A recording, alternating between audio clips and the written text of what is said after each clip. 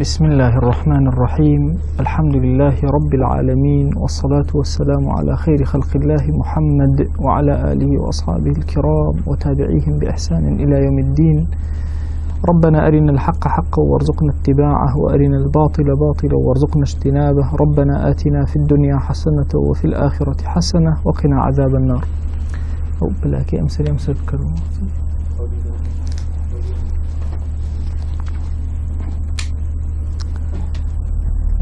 إما لخزمة كتاب النيابي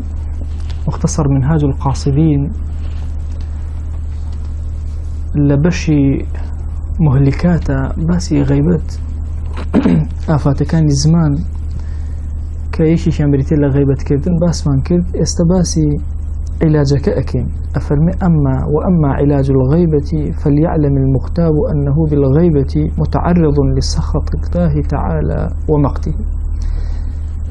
أفرمي أو كسي عليكم السلام ورحمة الله أو كسي كغيبت أكا أبي باش أجي لم خالبت كمعرضة بوي غضبي خوا بسر يداباري توري خوا مقتي خوا بسر أو كسا داباري أما بهسترين شتي كإنسان أجرته ويلي أكا لغيبت دوري خاتو وشي مغتاب اسم فاعله لا أصلا مغتيبة يعني وكسيك غيبت أكا بلام لبروي بابلين أجوفكانا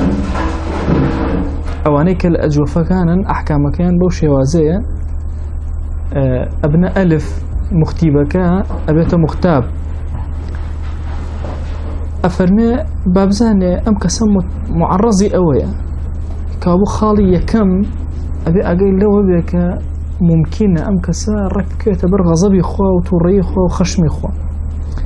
وأن حسناته تنقل إلى المغتاب. حسناته كان النقل أكرين ولا يشي ولا مغتابك أما خالدون يكم توري خوا بس اليداء باري دوهم هاتشي حسناتي أم كسا آخر الإنسان خواتي حسنيه زياترك لجيانا سبحان الله. حسناته كان أتبو أوكسي كوا غيبتي كدو. وإن لم يكن له حسنات نقل إليه من سيئات خصمه. أي أجر حسناتي نو إن جاء خرابي خصمك برام بركاني خرابي وكساني كبلان أم غيبتي كردون ينسر أم واتا دو حالتي زور خطر. أجر حسنات هبي حسنات أبا حسنات النبي إن جاء سيئي خلية السر باري شهرين جرانتر أبي. فمن استحضر ذلك لم يطلق لسانه بالغيبة. هر كسيك لم يطلق لسانه بالغيبة هر كسيك أما لم يشكى ببردوام كتشاكاني أم أتشبو أكسا سيئاتي أو يتسر أما قد شاكين بي خوا خشم طريب سريع أباريني ناتوان الزمانك بكاتو غيبتك. وينبغي إذا عرضت له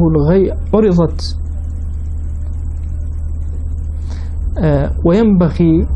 إذا عرضت له الغيبة أن يتفكر في عيوب نفسه. أبي أقول له أجر هاتو غيبتهن راية بردسي يا هات أو إيك باسي كجاري بيش أو باسي نفسي خوي بك بير كاتو لو إيك نفسي خوي كان عيبه ويشتغل بإصلاحها دسكا بتشاكرني عيب كان خوي ويستحي أي عيب وهو معيب شرم كان لو إيك خلق عيب دار كباسي عيبي خلق كاتيك خوي عيب دار. إنسان لو كاتيك وغيبت أكا زور قرنقة خوش كاتو بير كاتو تصور كان جاري وإنسان أكاتا مرتبه شوى تشيج لغيبتك أكا هزناك غيبتك هيتش هزناك كقناهك تشيج لي ورقدي لا أبي لو كاتا بير كاتو باشا أم كسا الرقم ليتي يا خوش آخر رقم لي بتشا كان هو بوي روش أي شون من يوم باسي كسي أكم كرقم ليتي على أساس ما بيش كان بلام بشتي باشي أدمي هدايا أدم لا يكتب كاتو أخوة عظيمة ولا أمي اللي حرام كردو أبيت شن مقتو غضبي خواه بسريع الداب باري لا يكتب كاتو لأخوي توي براكو عيب دارك بشتيك بصفتك أي خود كم عيبه هي لو أشياء أو دعي بها بيتو بيسو بنجات هبه بوي إنسان أبي زور بسر خواه بشكيته أو أندي خريكي باس كردني عيبي خلق خريكي شاكرني عيبه كاني خوي بي وباس كردني عيبه كاني خوي بي لدلي خويا هندك فرمونا كما قال بعضهم فإن عبت قوما بالذي فيك مثله فكيف يعيب الناس من هو أعور. أجر بيتو تو خلق عيب دار كي بشتيك لخوشتا هيا أي هاور شون كيف يعيب الناس من هو أعور أو كسيك واخوي كيرا شون عيب تشاوي خلق باسكاتو وخلق عيب دار أكا تو خود عيب كان لتشاوي خوثا خود بغلط أبيني. وإن عبت قوما بالذي ليس فيهم أجر هاتو عيب قومك عيب دار كربويك هيش أوشتيان تيانبو فذلك عند الله والناس أكبر. والله لا يخوى أو لا يخلق زوزو جورة الأول كابو تولدو حالة بدرنية يا غيبتي أم كساكي اشتكيت يا خوش تهاويني أو تيا عيبت يا يان اشتكي هرتيانية أو مقتكي خوا زوزو جورة وغضبي خوا زوزو جورة باش اللواتي إنسان بيبدل يابلا والله من أو عيب منيه. سبحان الله إنسان بتشاوي حب سيري خويك أو عيبانك هي تبع عيب نايبينه بجواني ايبينه سير أكي همان أم خلاليك باسي أكا لبراكي لما تواجدي هي بس أم خوي بو خوي قناعتي أو هاي لما نية لبران براكي هاي خوي بيواي أنه سليم من العيوب هيج عيبك نية بوتون كبتشاوي خوشويسي سيري خويك تشاوي خوشويسي إنسان كفيرك بونمونا الله كاك فلان كس تماعي زورة يعني الله فلان كس تملا باشا تملي يك باشا تملي همو سوچه كان جيان اقريتو كسي ليرا تملتو لدشتي ترى تملي او لتو بهستره احتمال كسي بلين والله فلان كس غيبتي اكين الله لنرجي بيانيات تملا باشا لنرجي بيانيات تملا لنرجي زحاياتو تملي باشا او تملني ايكا شوار كان نيج سنتي بيجني وروكا لفرمايشتك هاتو فرمي او كسي شو نيجنك او شوار كاتبك او كويا شو نيجي كردل تو عيب داري اكي بوي الله نيجي باينك او شو نيجي شي بو نسراو تو عيب داري اكي بوي كا بابلين شوي زندونية او بويتريكو بنيجي باين ونيجي عيشا شوكي هر هم بزندويتي وحساب كراو بوي ابي زور اقام ليلة مسألة عيب دار كرمي خلقا وتصورنا كن اما بعيبين أي باشا قريمان قريمان خومر واقمان ما بد وإن ظن أنه سليم من العيوب فليتشاغل بالشكر على نعم الله عليه. الله أجر هلو تشي والله يخوم عيب مني تشاو دواء أبيني اشتكي ترك لقل نفسي خوتا أبيش أويا حول بنفس الشكر خوافك أما نعمتك تعيب النبي إخوة سباس بوتو بس يخلق مكان ليه قرر سباس إخوة كرسا أم نعمتك بتويدا وكعيب خلق بيني استيما كاتك أبيهم كسر دسينية يكسر حزب نعمتي دسكين سباسي إخوة الحمد لله بزني من دسمها بخوش تكاني تريج أوها كسر أبيني تملا للنيجي بانيات وتملني الحمد لله إخوة سباس بوتو الحمد لله بزني من تملني للنيجي بانيات كسر أبيني لا قصي زور أكا تو قصي زور ناكي فعلا قصي زور ناكي إخوة سباس بوتو كمان أوهاني كسي كتير أبيني زور توريا أنداز بدر خويا سباس بوتو كمان وكو كس تورنا باشا كمان توربونا كمان كم ترى لو بوي اللي كوا أجر كسي كزواد زاني كخوت بابلان هيج عيبدني إنجا سباسي خواك هر عيبك اللي خلق أبيني اللي بريوي باسي كيتو سباسي خواك ولا يلوث نفسه بأقبح العيوب وهو الغيبة دي أجر ما دام عيبني خود بخراب ترين عيب ما تشوينا وبيز ما كلاشي خود بخراب ترين عيب كبريتي لغيبة تو الحمد لله نالي عيب مني زور باش دي خطر ترين عيبة كان بيسترين ين بريتي لشي بريتي لغيبة كدن خود بارز لغيبة. وكما لا يرضى لنفسه بغيبة غيره له فينبغي أن لا يرضاها لغيره من نفسه. هرچون إنسان رازيني كز غيبتك هيج كز رازيني بي ناخوش طبعي إنسان أو هاي شون بيدخل ناخوش كوا غيبتي خود كريه بهمان شواز أبي بيد ناخوش بك غيبتي خلقش بكي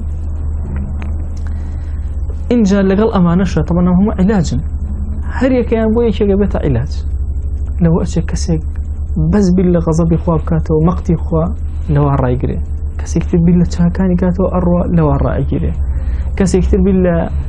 ئەوە ئەکاتەوە کە خۆی سەلیمە و ناوێ عیببار بێ بەوە ئەگەڕێت هەرێکی بە شێوازێک کەسێکی تر بەوەی کە نایەوێت چۆن نایەوە غیبەتی ئەم بکرێ خەڵک بیکە ئەمیش ناکە غیبەتی کەس ناکە ولينظر في السبب الباعث على الغيبة فليجتهد على قطعه أجر هر غيبتي أو كسي أكل بزاني هو كاري غيبته كسي بقرب دواء بيدو زيته خي ما عرضم كردن درس كان بيشو غزالي فرموي جاري وهاي كسيك رقي لكسك أبت ولد الله منافسة لكسابتها لقليا أشيل الريك ترى غيبتي أكل أبي بري سرچاوك بدو زيته وسرچاوك ببري نجاة أبي لغيبت فليجتهد على قطعه فإن علاج العلة يكون بقطع سببها إنسان أجر بيه نخوشيك دردك لابره أبي بروا سرچاوكي بدوزته سرچاوكي وشكا إنجا كتاي بيه عيبك نامن علاجي أو نخوشي أبي وقد ذكرنا بعض أسبابها عندي له كاركان من بيشتر باس كردوه فيعالج الغضب بما سيأتي في كتاب الغضب أجر تريب لناخيا دواتر باسي أكين تريشون شار سركا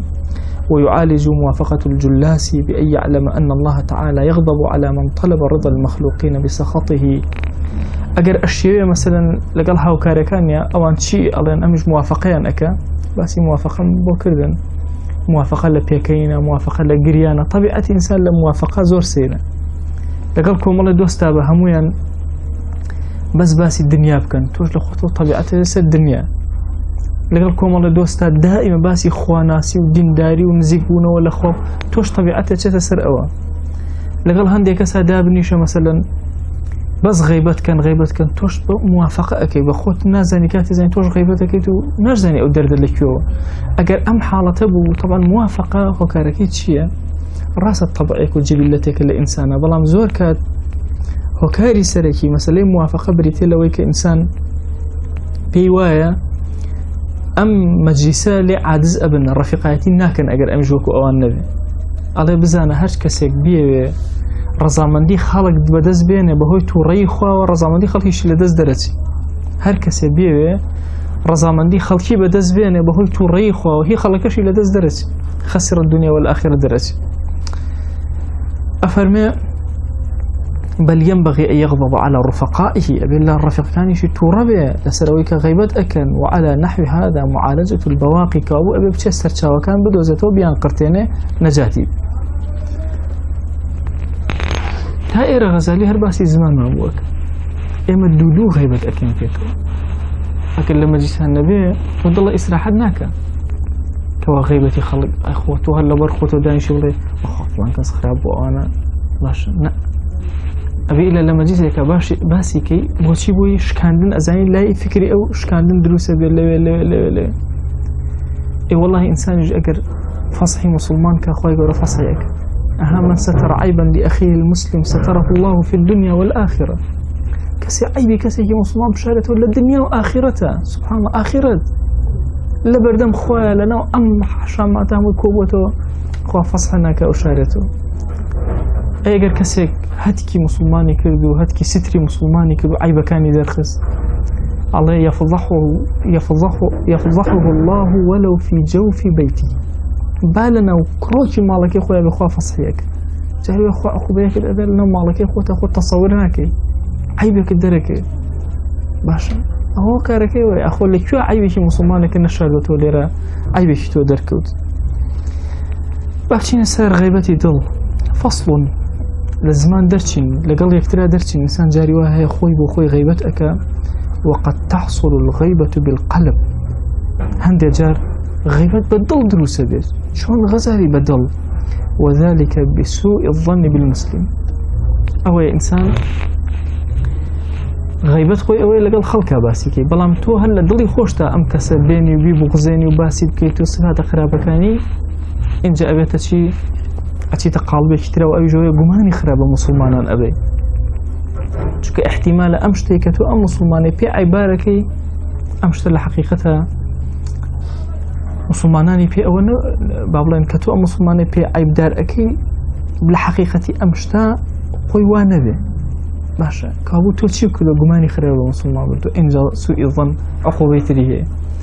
بويا بدل الله إنسان باسي خلق نابي بهنه شو دواية تسر زمان جارێک عەرزم کردن کە غەزالی ئەفەرمێ هەموو ئەوەی کە بەکردەوە ئینسان ئەیکا لە پاشخانی فکری ئینسانە لای ئینسان طبیعی بووتەوە بۆیە زانایان لە تعبیری خەوە ئەفەرمون هیچ کاتێک گەنجێک کە خێزاندار نەبێت تووشی تەواوی فاحیشە نابێت لە خەوە بۆ وەڵەن لە پاشخانی ئەوان نییە باشە لە پاشخانی ئەم مناڵە ئەم شتە نییە ئەگەر حاڵەتێکی ئەوها دروست بوو یا ئەو مناڵە شتێکی بینیوە باشە یا ئەو مناڵە تووشی هەڵەیەک بووە احتیمالە تووشی هەڵەکرد لە کاتێکەوە بێ خۆشی زۆر مناڵ بوو باشە لەبەرەوە زۆر مەسائلی ئەوەی کە یەتە زەینی ئینسانەوە دوای ئەبێتە واقع لە ئینسانە زۆر کات بە دۆست و ئەناڵێم ئەڵێم کاکە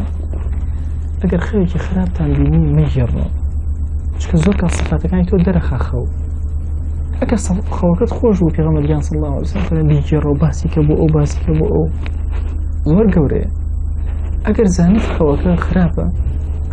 لێ بترسە لە گێڕانەوە چکە زۆر کات لەو خەو گێڕانەوە ئەو کەسێک کە معبیرێکی بەقووت بێ زۆر سفاتی تۆ ئەزانێ فەرمووی جارێک کابرایەک هات بۆ لای ابن سیرین ئەوتی وەڵا ابن سیرین شتێکی زۆر عەجایب لە خەوە چی؟ وەڵا هێلکەم پاگە کرد توێکەڵەکەی مەخواردی هێلەکەم فڕێیە ئەڵێتی ئەم خەوە چۆن کێ بینیوەتی وەڵا هەر خۆم بینیوەتی ئەکید جارە دانیشتە تعبیری یەکەم تۆ لێ دانیشت ئەڵێ بەیەکێ لە عەبدەکانی خۆی وتی بڕۆ شۆرتەم بۆ بان ئەڵێ چ شۆرتەی بان کرد شۆرتە هاتەوەتی ئەمە بگرن وتیان چییە وتی ئەمە کفن دزەکەی شار ئەوە چەندێکە هەموو شۆرتە و عالەم ئەگەرەوە بێ هەر کەس ئەمرێ مەیتەکان دەرێنێتەوە کفنەکەی ئەدزێ ئەمە ئەوە بیگرن ئەڵێ گرتیان ئەترافی کرد وتی بەرە وەڵڵاهی ڕاستەکە منە باشە وحی زۆر کات ئینسان لە خەوی ناخۆشە هەموو عیب و کەسۆڕاتی خۆی دەرەخ طبعاً ابن سیرین شتی زۆر جوان جوان و خۆشی هەیە لە مەسائلی تعبیری خەوە ئەگەر هەوڵ بن حیاتەکەی بخوێنەوە زۆر سوودی لێ وەرەگرن فکرتان زۆر گەورە ئەکات لە مەسائلی ژیانە اینجا مەسائلی شێوازی خەوەکان باشە ئاجات سبحانڵڵا لە خەوە جاری وای ئینسان کەی پەنا ئەبا بۆ تعبیری خەوە کاتێک کە خەوی ناخۆشە بینی وانییە بەعام ئاو هەن ئێوە غەڵەت ڕاستە پێغەمبەریان صلی الله علیه وسلم ئەیفەرمووی کێ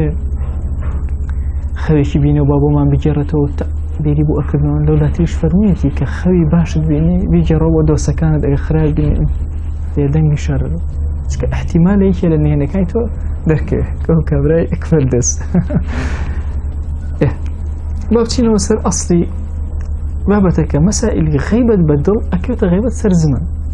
ئینسان لە خۆوە کە باسی موسڵمانێک ئەکا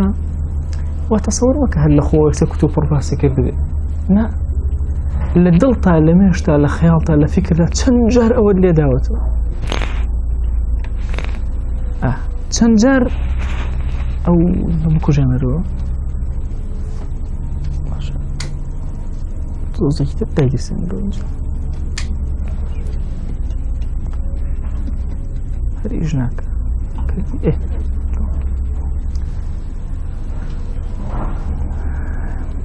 والله لە بیرم سوخ و باسی چیمان نەکرد باسی غەیبەتی قەلب ئەفەرمێتی ئەگەر لە دڵتا زۆر لێ کردایەوە ئەوانە ئەجێتە سەر زمان اینجا سبحانڵڵا ئینسان ئەزان چەند بچوک ئەبێتەوە تۆ وەرە لە مەجلیسا سەرکە کەسێکە غەیبەتەکە هیچ ئاگای لە خۆی نامێنێ لە نەشوەی ئەوەی چکە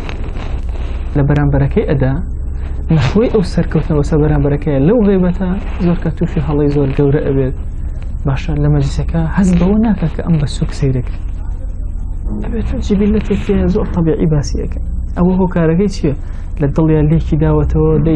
دەی سوئی ظەنی بە موسڵمانان دوایی هاتۆتە سەر زمانی والظن ما تركن إليه النفس وتميل إليه القلب ويميل إليه القلب فليس لك أن تظن بالمسلم شرا ظن لإنسان نفسي إنسان زوئي بيخوش دائما قماني خراب بخلق بري أوانا فليس لك أن تظن بالمسلم شرا بوتنية بهيش يوازي قماني خراب ظني خراب مسلمان بري إلا إذا انكشف أمر لا يحتمل التأويل فإن أخبرك بذلك عدل فمال قلبك إلى تصديقه كنت معذورا أفرمي إلا مقر أتشاوي خود بأشكراء مش تدبيني وهيج مجالها لا يحتمل ذلك تأويلا مجال تأويل تيانا بحال مجال تأويل تيابه صور مصيبة يعني إدرأوا الحدود بالشبهات عندك أزواجنا بس حد يدزبرين في غمريان صلى الله عليه وسلم أفرمي حدود كان إخوة لسر خلق لابن بهوي قمانه بهوي الشبهات والشبه اللواء لا يبقى لسر خلق خو بس حد يدزبرين نية همو حد كان جاري وهاي مسلمانك أبيني ماشا تو تصور أكي أمشت أو هاي مرجني وهاي أبي إنسان لسرخو احتمال عكسي أولي نازم جاربهم جيرانو يعني ملاجم يفراخي كلو قبل ما يتغزك الريبو وتيبو فقيكا مش برد موفقيكا وتيبيهم بلا نيشو بيهن وبخوا إبادية كانوا نازانو أما تيفالا ونازانو تشيو بس بيكدايا وتباش سوم بفقيكا وتمكاك السينية كتاندان راك دا فمو اكسر إبامو أبو ما وصل دواه وتمكاك ميشو أخوة توشي شر أبين يفرح كم دانا من جلوشتكم هنا لو كاتا هنا مو دوستكم بينيتي ما صير مجميوان نبي كروتم لخدمتنا جربوا ميوان نبي سبحان الله أم دوست تصوري وابو أخواتنا كل فقه كهنا بو إيبي خويشتك عكس بو اللي هو بردو بجلقة بينا بو دواي لشوينك باسي كردو دواي وان باس كردو والله براب أوهابو بس إيكي شيء بجلقة بينا بو كوا إبادي لكر فقه كان زما بس ما توسير كقماني خراب شون إيه خو نهاقيني مثلا أما تصورك أو منجلك خوي بشاي بيني خوي بيني فقه كان معصيه هنا أبرتي ومالي خوي يبوني يا فراخي جهو إيه هو شاهد باشا والله توسيري هو كل باشخاني أمر ريدا أبويا جاري وهي سبحان الله قمان بمسلمانك أبي وتصور أكي رجع وهي واني عكسا بويا مسلمان إشي بويا بصيرتي بكريته باشا أوان ديخوا ناسي في البيت ضلي كرابته والضل ويتوش أو خلاني النبي بو أبي أماني تريش خومان بارزين لمواقع الظن بلام لقل أوشا أبي أقاما لو خالدك هري شكل إيما محاولك للضل أدنى ظن وقمان برامبر مسلمان دائما بباري باشا مسلمانك تأخير ولا موعدك أو مسلمانك هلايك زور قورئك تصورك لو أتشد يك دنيا باري شاني قرز بو بي كيشي تريها بمش شتيكي بو بدو زروا تأويلكي بو بدو زروا محاولك أم ظن خرافة بدلتات يبرنك جاري وهي كسيكي عدل بيت الله يهدل يشي الله راسي كرد تو عزريكت هي لوا بلان بو چونك اگر بيتو بدروي خيتوا انجا أم يعني قماني خرابة يعني بي الله دروزنا ماشا جيري خوي كسيكي عادليت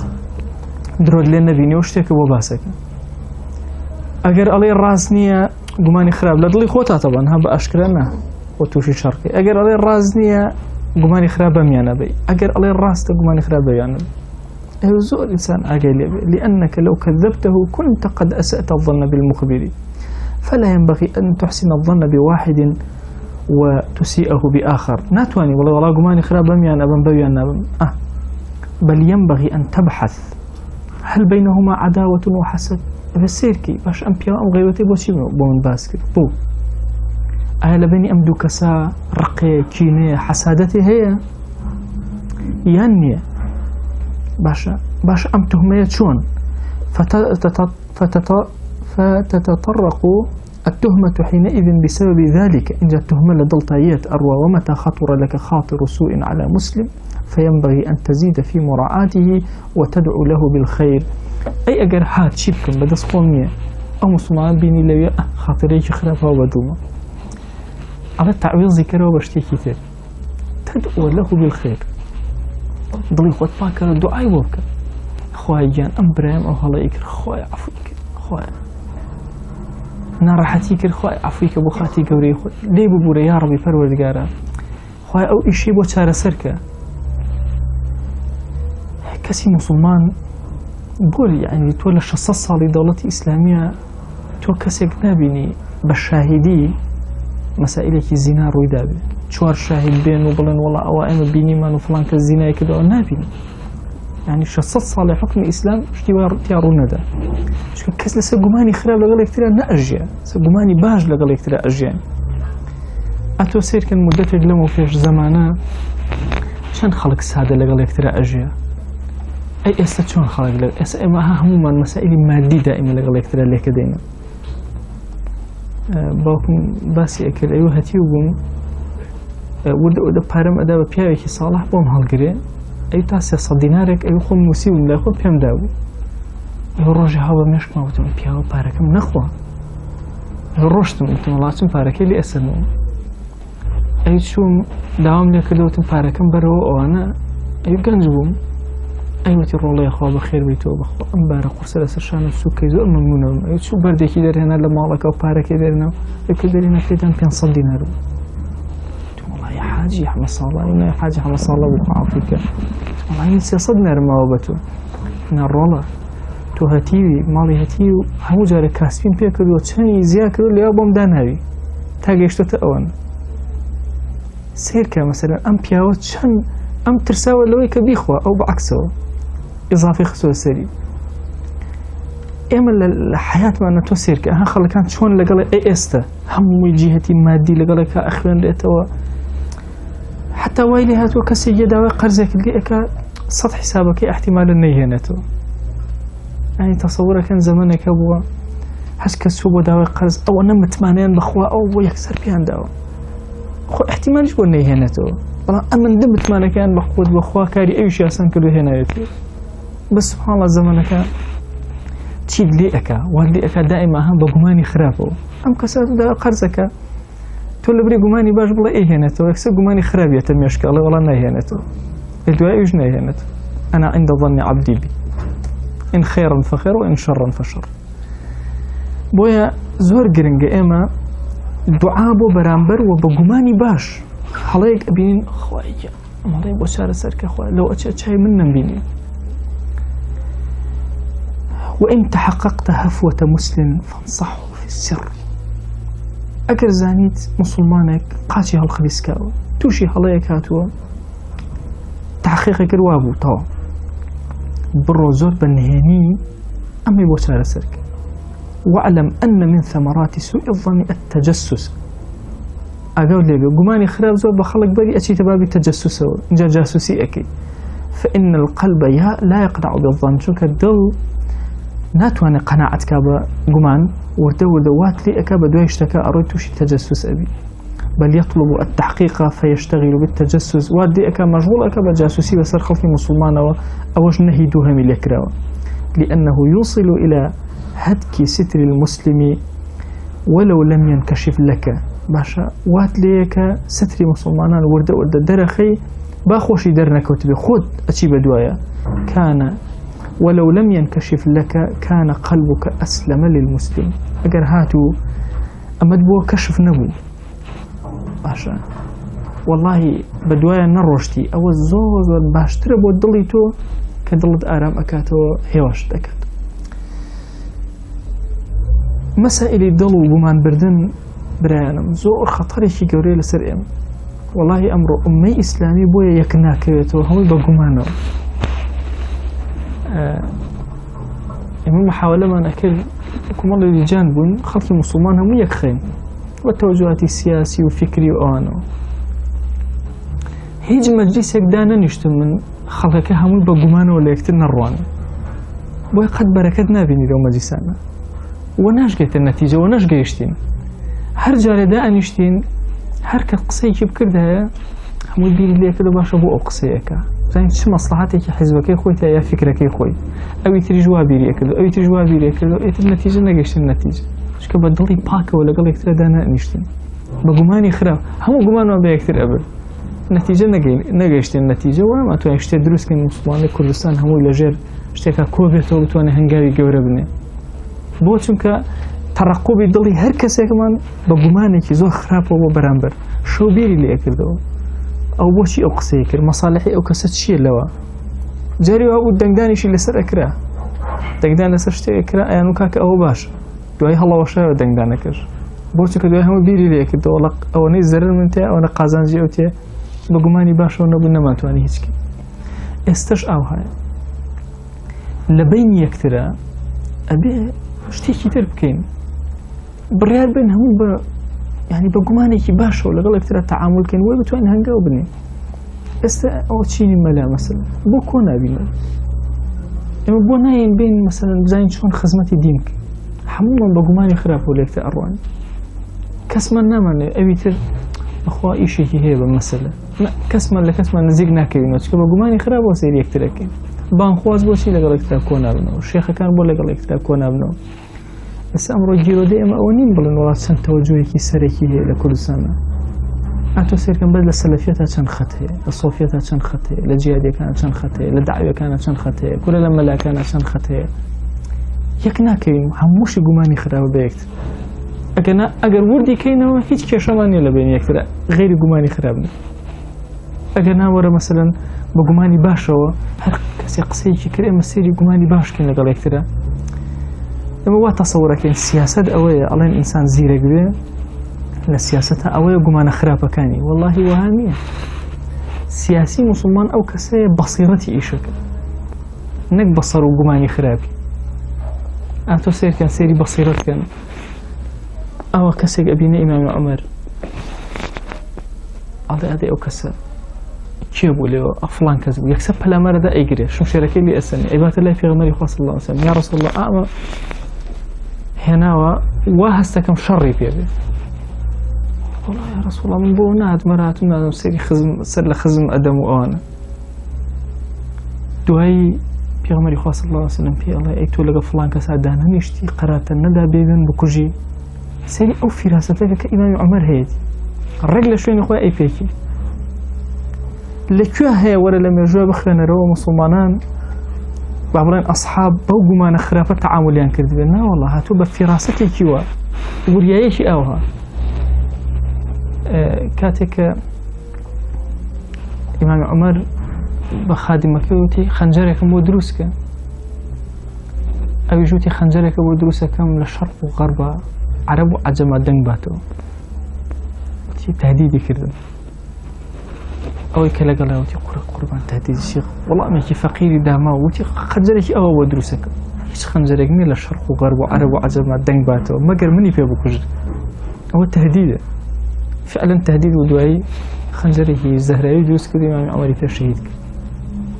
ئەمە ئەکاتە حیدەتی زیرەکی و بەسیرەتی ئەم کەسە نەک گومانی خراپی کەسەکە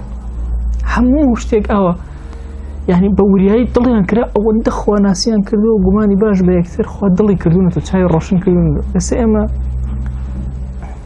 هەمانە هەموو ڕۆژێ ئەمان خەڵەتێن هەمانە مانگی جارێ هەمانە 4 ساڵ جارێ هەمانە 10 ساڵ جارێ بەردەوام وەجبە بەدوێ وەجبە ئەمان خەڵەتێن هیچ زۆر ئەبێ ئاگامان لێبێ مەسائلی گومانی خراپ سوبحان الله وڵاتی ئێمەی تەواو ئیبادە کردو ئەوەرن ئێستا سێرکەن وڵاتی ئێمە لە 4 ساڵانی پێشوە چەند لە دواوە وەرن دیقەت بدە ئایا ئێمە وەکو ساڵانی تر وەکو جاران بە هیممەتێکی جوانەوە خەریکی خواناسی و تاعەت و عەبدایەتی خەڵکی گوندێک جاران سێرتەکە ئاوە تۆپمە ئێستا خەڵکی ماڵێکە هەبوو تەفرەقەیەتی هەموو بە گومانەوە سەیری یەکترەکە جارێک ئافرەتێک وێ باس کردم ئەیوە برایەکم ئەوی دایمە متابعی مۆبایلەکەیە کرد ئەو تەلەفۆنەوە کرد ئەوی ئاهات ئەمیش ئەم زای متابعەکە ئەوی لە داخی ئەو هەر نامێکم وە یەکسە ئەم کوژانەوە ئەی بوو بە خولای سەری ئەهات ئەڕۆژ ئەی هێنا ئەی برد تحقیقی لە مۆبایلەکەم ئەکرد سەیری ئەکرد هیچی تیان نەبوو گومانی هەبوو ئەوی خەوی لێ نەکەوت ئەو ڕۆژێ بەڵام کەوتم وەرە بەمە شتێکە پێ بڵێم بۆ خۆیە هەستی سێرەکەم دوای تووشی نەخۆشی نەفسی ئەبی وەرە لەم دەقەیەوە ها مۆبایلەکەم با لای تۆ بێ تی بۆ تمێکا کە تو ئەو هەموو متابعە ئەەکەی تۆ ئەزانی من هەر ئەمە عاجزێکم ئەو ئەکوژێنمەوە مکالمەیەکم بۆ یەکسە ئەیسڕمەوە توی سێری ئەەکەی بزانی چییە مکالمەکە دائما مێشکە مەژغوڵە ڕا ئەو مۆبایلەکە هیچی تیانێ بۆ قسەیەکە بەس بە گومانەوە مەژی وا تەسەوور مەکە هەر مکالمەی هەو ئەرە وەڵا غەڵەت و خراپ سادە بەرەوە لەگەڵمان ئەو خەریک و تووشی خۆی تووشی نەخۆشی نەفسیە کرد ئێمەش لە داخ ئەم کوژانەوە وای ئەم گومانە خراپە سوبحان الله لەناو ماڵێکە لەناو کۆمەڵگە هەمووی سێرەکەی سەیتەرە ئەکا بە سەرمانە لە بازاڕێکە ئەچی شتێک لە کەسێک ئەکڕی بە گومانی باشەوە نایکڕی کەسێک تەماتەی داناوە ئەڵێ کاکەگیان 5 کیلۆ بە 1000 نایکڕی بەخوا شتێکی تێ بۆیە هەرزان باشە لە بە گومارەوە لەوەش یەکێکی تر مەسەلەن ئەچی ئەڵێ ئەم مێزەم بۆ دروستکە ئەڵێ بەوەنە لە بازاڕە ئەگەڕێ سێرەکە ئەو هەرزانتە دروستێکە قەناعەتە نییە چی تۆ وەلای گرانەکە هەم گرانەکە خەڵەتاتی هەمم باشە سبحانڵە بۆ چونکە هەم دائیمە بە گومانی خراپ و بڕواکەن هەموو ژیانمان گومانی خراپ کوشتێتی و بەشێکە لە غەیبەت بەخوا ئەو گومانە خراپانە وردە یەتە سەر زمان وای لێ باسی یەکتر ئەەکەین کۆمەڵگایەکی پڕ لە غەیبەت قەت سەر ناکەێت تۆ سێرکە کە ئومەتی ئیسلامی ئاوایە نەک خەنجەر لە یەکتر ناین فێڵ لە یەکتر ناکەین باسی یەکتر بە خراپە ناکەین ئەوە ئومەتە ئەوە حەضارەتی ئیسلامی نەک ئەوەی بێن هەر هەمومان لەگەڵ یەکترە خەریکی غەیبەتکردن و خواردنی گۆشتی یەکتر و شکاندنی ئەسقان یەکتر و خەنجەردان لە یەکتر چۆن سەرەکەین حەضارەتی ئیسلامی ئەوە بوو بۆ ئەصحابی ڕەسوڵ الله صلی الله عليه وسلم کە تۆ لە سیرە ئەخوێنیتەوە ڕۆحمان بە قوربانیان بێ یعنی یەک بە یەک ئەمرن لەبەر قومێ ئەو نایخۆنەوە براکەیان ئەمە چ ئەخلاقێکی بەرزە ئەی بۆ لە ئێمان نییە بۆ ئەم مەحەبەتە نییە باشە ئیمامی عەلی ئەفەرمێ لە یەکێک لە مەقولەکانیە ئەفەرمێ ڕەفیقەکان و شوێنکەوتەکانی ئەڵێ کەستان لە ئێوە برای من نین ئەڵێن بۆ براکم ئەڵێ چونکە کەستان ناتوان دەستکەن بە گیرفانمە بەبێ پرسی خۆ باش تۆ سێر کە ڕادەی ئەوان لەکوێ بوون دەستکە بە گیرفانمە بەبێ پرسی خۆم ئێستا بەداوە بە تەکلیفیش ئێمە هیچمان لە یەکتر لێ نابێتەوە بۆ ئەوی ترمان دەبزانە حەضارەتی ئیسلامی چەند دوور کەوتین تۆ لە یەکتر ئێمە هەموو جارێ کە باسی ئیسلامە کرێ حەماسەت ئەمانگری ئەڵێن کاکە بەس حکمی ئیسلام کاکە ئاخر حکمی ئیسلام لە بینی ئێمان نییە چۆن بەرجەستە ئەبێ چۆن لە واقع ئێمە توانین بەرجەستەیکەین وەڵاهی لە مێژووە کە ئەخوێنیتەوە ئینسان ڕەک سێری ئەم واقعی خۆیەکە شەرم ئەیگرێت ئەوانە بیریان لە چی کردوتەوە لەگەڵ دوژمنەکەیانە بەس ویستوانە عەدالەتی خۆی بەسەرا جێبەجێکە نەک شتێکی غەڵەت جاری وە هەبوو دوژمنێک سوور زانیویانە ئەیوێ ئەم عەقدە هەڵوەشێنێتەوە ئەم عەهدە هەڵوەشێنێتەوە تۆ سێ ئیمام عوسمان کەن ئەیان زانی ئەمانە کۆمەڵێن دەستیان لە پشتەوەیە چی هەموو بەڵام لەبەر ئەدیلەی تەواو لەبەر دەستان نەبوو خۆ ئیمامی عەلی خۆی تەشریفیان نەوە لە ئیمام عوسمان فەرمی ئەگەر ئەڵێ ئەمرەکەی بە هەر هەمویان ئیبادەکەم تەواویان کرد و هاتوونەتە ناو مەدینە تەواو هێرشەکەن نامەوێت عەدالەتی خۆ لەکەدار ئەوم لەبەردەستان نییە دلیلێکی قەتعیم لەبەردەستان نییە کە ئەمانە بێدین بن فعلەنیش بێدین بوون لەم خاڵەوە ئومەتی ئیسلامی زەرەری کردووە باشە دوایی مەسەلا هەموو جەواسیسی ئەوروپا بۆ بەهۆی ئەوە نەهاتن هەمیشە کافر و بێدین خاچپەرستەکان وتویانە لە ڕێی ڕەحمەتەوە بچن بۆ لای موسڵمانان زاڵە بن بەسەریانە نەک بەرابەریان بۆست کە خەڵکی موسڵمان ڕەحمەت و بەزەیەکەی وا ئەکا تۆ لە خۆی ئەگرێ تۆ ئیشی خۆت جێبەجێیەکەی ئەمە لەوە چێ بڵێن وەڵاهی فیتنەتمان ئێمە کوێرە بێتەوە ئاوها ڕاست بەڵام لە لای ترەوە ئێمە قازانجمان کردو چکە ویستمانە عەدالەتی خۆ لەسەر زەویە جێبەجێ کرد ئیشەکەی ئێمەش ئەمە نییە لەسەر زەویە کێ حاکمە ئیشەکەی ئێمە ئەوەیە چۆن عەدالەتی خۆ جێبەجێ بکرد لە بینی ماڵێکە باوکو مناڵێکە ڕەفیقەکانە کۆمەڵگایە حاکمەکان و مەحکومەکانە هەمویان ئەبین جاری وەها بۆ حاکمی موسڵمان کە بڕیاری داوە لەسەر ئەوەی فڵانە حکم جێبەجێ کرێ قاضی عیاض ئەخوێنیتەوە ئیمام ئەبوو حەنیفە ئەخوێنیتەوە کە ئەمانە قاضی موفتی بوون بڕیاریان لەسەر شتێکاوە دوایی خۆیان تێرگریاوە بۆ ئەم کەسێکەوە ئەم حکومە بەسەرا جێبەجێ کرد ئەوە دزە دەسی ئەبڕێ کەچی قازێکە فەرمێسی بەچێتە خوارەوە دەستە بڕاوەکە خۆزگە دزی نەکردای خۆزکە ئەدیلە نەبووە خۆزگە گومانێکم دەستکەوتەوە بۆی دەسیم نەبڕێ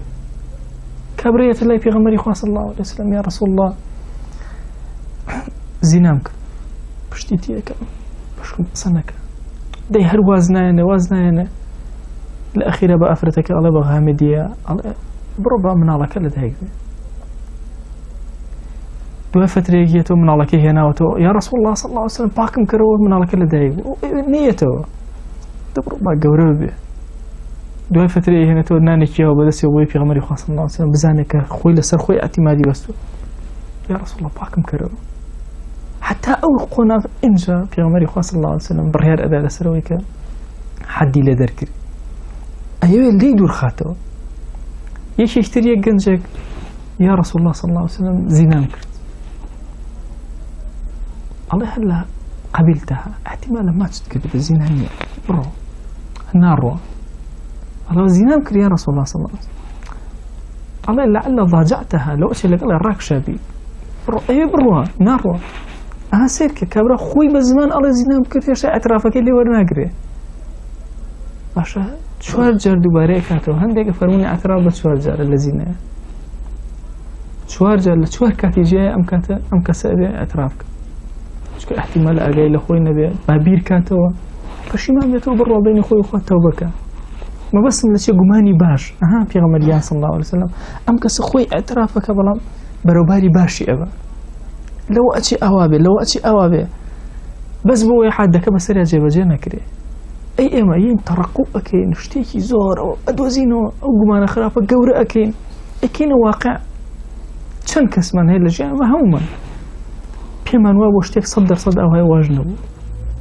وا پێشمان وا بۆ تەواوە هی واژ دەرنەچوو والله جاری وا هەبوو لە زمانی تەحەزب و حیزبایەتیمانە بە هەموو مقیاسێکی حیزبایەتی ئەو شتە ئاوا بوو دوای دەرەچوو ڕەک عەکسەکەی بوو ئێمەش چەند باسمان کردبوو چەند قسەمان لەسەر کردبوو چەند خۆمان پێومان و کردبوو تەختێتمان بۆ دانابوو کەچی شتەکە وا نەبوو هەروو ئەسڵی وا نەبوو بۆیە گومانی خراپ بەڕاستی ئینسان ئەکوژێ ئەبێ ئینسانی موسڵمان ئەو دڵی بخاتەوە بەراو موسڵمانان زۆر سادە لەگەڵ یەکترا بژین هەمیشە بە گومانی باش بە دوعای خێر ئەچیتە ناو مزگەوتێکە و مامۆستایەک ئەبینی هەڵەیەک ئەکە مرۆڤەت معڕەزە هەڵەیەکی کرد خوای گیان ئەم هەڵەیە مەهێڵە طەبیعەتی شێبینی خراپە خوای ئەمێ مەهێڵە بانخوازێک ئەبینی زلەیەکی کرد خوای ئەوەی تیا مەهێڵە یا ڕەب نەک ئینتیشار بڵاوکردنەوە باسکردن هەوڵدان بۆ شکاندن هەوڵدان بۆ دروستکردن چونکە هەموو ئەوانە لە دڵی ئینسانە کە هەیەجان ئەکا دێت و ئەڕوا و دەور دێتە سەرزمانی لەناو کردەوە یا ڕەنگەدات واللهی ئەو باوکەی کە دائەنیشێ لەگەڵ مناڵەکانیە یا لەگەڵ خێزانیە یا لەگەڵ میوانەکانیە غەیبەتەکە بەسەریەوە تێدا پەڕێ مناڵەکانی فێری غەیبەتەکە زۆر کات مناڵێکی بچووک بێنە بیدوێنە تی ئەگەی کە دایک و باوکی خەریکی چی چونکە ئەمە ڕەنگی ئەوانێ گرت ئەبێ زۆر بە وریایی تەعامولکەین ئێستا ئێمە مەجالیسمان زۆر کات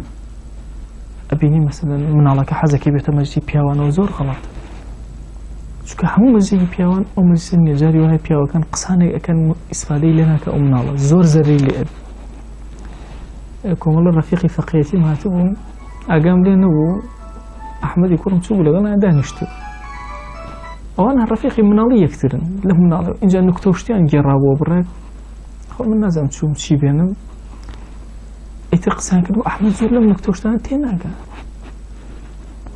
دوایە ئەی باوکە ئەوانە مەلان چۆنە بێت جوێن بن کوڕم کوا جوێنێنە جوێن بە یەکتریان نەوەڵا ئەی چۆن وەڵا بۆی گێڕامە سەرەکەم باسی یەکێکیان کردو کە جوێنی وە فڵان کەس یاوە وای وت و ئەوی تر ئاوای وت لە کاتی فەقیهەتیە ئەم وای زانیوە جوێن بە یەکتر هێنەمان ئەم مناڵە تەحمولی ئەم مەجلیسە ناکە یەکسە تووشی زەمی خراپ بوو باشە گومانی خراپ بوو و مەلایانە ئەبە وا تەسەوور ئەکە ئەوە دوای پێ بۆم باسکردنەوە مامۆستایانە وتم کوڕە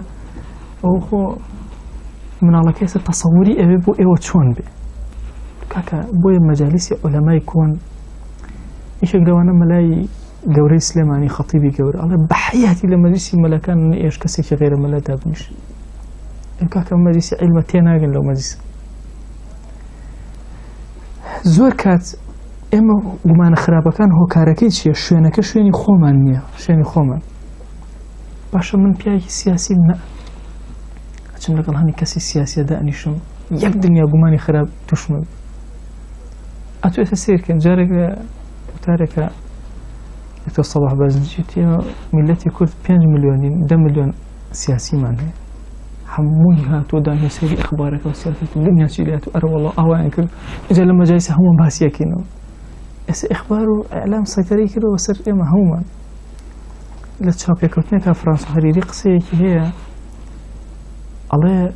وەکو بڵێ شتێکی خەتەر ڕووی کردوێتە کوردستان ئەڵێ کورە ڕۆژنامەگەری ئازاد هێرشی هێنا هێرش ئەڵێ تەواو هەمووی کاولەکە بەسەریەکە هیچ شتێک لە شوێنی خۆیان نایڵێت وەڵی هێرشی هێنا كأنما مثلا پەلامارێک هەیە بۆ کوردستان داگیریکە بڕواکان بالضبط ئەو کاتێک من خێدەوە پێکەین بە عەقڵی ئەهات تۆرە هێرشی هێنا هێرشی چی هێدا فعلا ئێستا سەیرەکەم هێرشی هێناوە وڵاتەکەی کاول کرد ومێدمە خوای گەورەوە هەمان لێ بکات کە دڵەکانمان دڵێکی نەقی ساف ئارام پەیوەندێکی بەهێز لەگەڵ خوایە لەگەڵ عەبدەکانی خوایە بە گومانی باش بژین خوای داوات لێ ئەکەین بە ناوی جوانت بە صیفەتی بەرزت بە ئیسمی عەظەمت ئەم دەرسە و تەواوی دەرسەکانی ترمان لێ قبوڵ کە خوای گیان گومانی خراپ لە دڵەکانمانە مەهێڵە یا رب العالمین خوای گیان ئێمە محبی حەضارەتی ئیسلامین محبی ئەم دینە شیرینین یا ربی خوای دەرگاکانی خێر بەسەرمانە بکەرەوە یا ئەکرەم الأکرەمین خوای هیدایەتمان زیاد کە خوای هیدایەتمان زیاد کە خوای هیدایەتمان زیاد کە یا ربی خوای گیان داوات لێ ئەکەین بە ناوی جوانت و صیفەتی بەرزت بە ئیسمی عەظەمت خوای لە گوناهی دایک و باوکمان ببوورە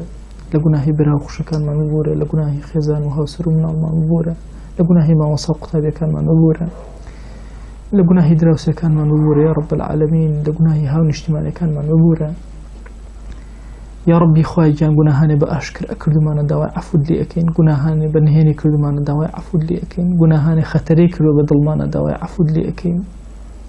خوای گیان پاکمان کەرەوە بمان کەرە خزمەتکاری ئەم دینەت خوای پاکمان کەرەوە بمان کەرە خزمەتکاری ئەم دینەت واللهی پەروەردگارە سوجدە بۆ غەیری تۆ نابین ڕکوع بۆ غەیری تۆ نابین دەست بۆ غەیری تۆ بەرز ناکەینەوە دەی ڕەبی خوای هیدایەتمان زیاد کە لە هەڵۆکەم و کوڕەکانمان ببوورە یا رب العالمین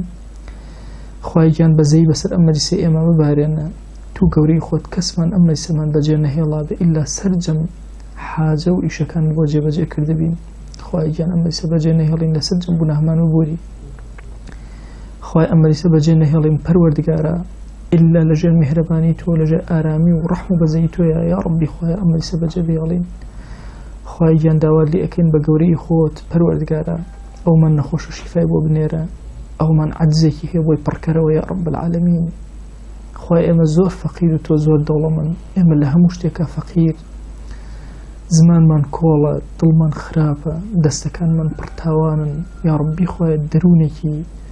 شڵەژاومان هەیە پەروەردگارە هانامان هێناوەتە بەر دەرگاکەی تۆ ئیلاهی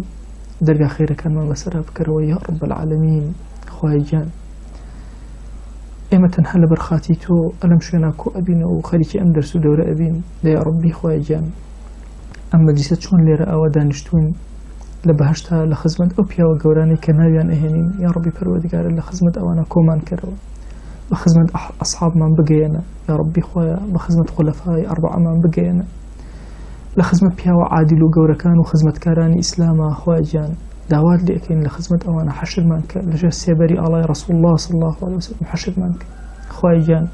صلاوي أما جسي إما بقينا خزمة بيغمري خويا صلى الله عليه وسلم خويا يكيك نوما لخزمة أوا بهينا پەروەردگارە بمانگێڕە لەو کەسانی کە ئەویان زۆر خۆشەیە بمانگێڕە لەو کەسانەی کە دڵیان زۆر وابەستەی دینەکەی ئەوە یا رب العالمین دینداری لە دڵمان ناشیرین کە خراپەکاری لە دڵمان ناشیرین کە خوای گیان ئێمە زمانمان کۆڵە لە دوعاکانە جوانترین دوعای پێغەمبەری خوا صلی الله عليه وسلم بەرزەکەینەوە ئەڵێین خوایە هەر شتێک ئەو خۆشەویستە داوای لێ کردووی ئێمە داوات لێ ئەکەین هەر شتێک ئەو پەنای پێگرتووی ئێمە پەنات پێ ئەگرین آمين آمين والحمد لله رب العالمين وصلى الله على سيدنا محمد وعلى آله وصحبه وسلم تسليما كثيرا.